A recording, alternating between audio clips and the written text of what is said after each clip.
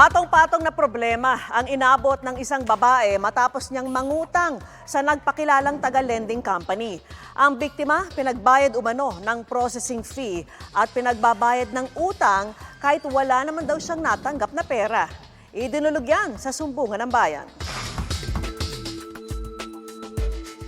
Sa hirap ng buhay, binabalak ni Jenilyn na magtrabaho sa Taiwan. Dahil wala pang budget, sakto raw ang natanggap niyang text message nitong 1 na Oktubre mula sa nagpakilala umunong kawani ng isang lending company. Ang offer po doon nila first loan is 80,000 pesos in 36 months, in 3 years. Bali, ang monthly man lang po na magiging ang sakit is 27 plus monthly. Pero bago pa utangin, kailangan daw munang magbayad ni Jenilyn ng 8,000 piso. Unang send ko po sa kanila is 2A.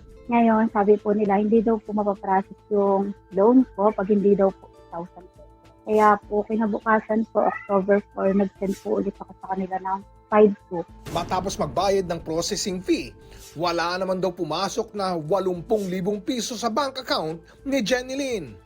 Pumunta po ako sa bangko. Wala na naman daw po nagtideposit sa akin ng ganong pera ng time na yun. Ang malaki niyang problema ngayon, pinababayaran sa kanya ang 80,000 pesos kahit wala naman siyang natanggap na pera mula sa kumpanya. Nagme-message po sila, po-post daw po ako sa social media. Kaya po nagsumbong na po ako sa sumbungan ng banko. Sabi ng Financing and Lending Company Division ng Securities and Exchange Commission, rehistrado ang naturang lending company bilang isang lehitimong online lending platform. Bukod kay Jenilyn, may iba pa raw nagreklamo sa kanila. Lumabas sa kanilang inisyal na investigasyon, may grupo umanong gumagamit sa pangalan ng kumpanya para makapanloko. Kung marami na silang naging victim niyan at may isang grupo tong nagko-commit ng crime na to, merong large-scale syndicated estafa na walang piyansa. Tapos merong siguro may impersonation.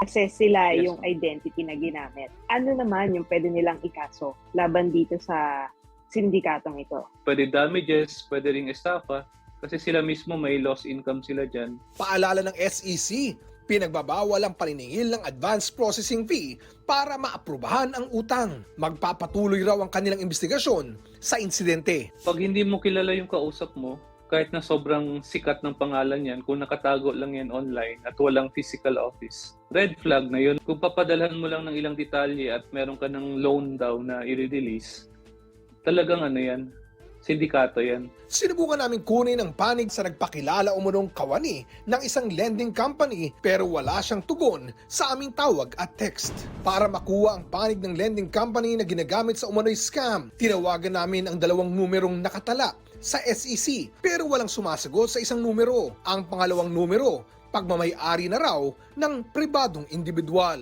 Pinuntahan din namin ang kanilang address sa Makati pero sabi ng gwardiya ng gusali, matagal nang umalis doon ang kumpanya.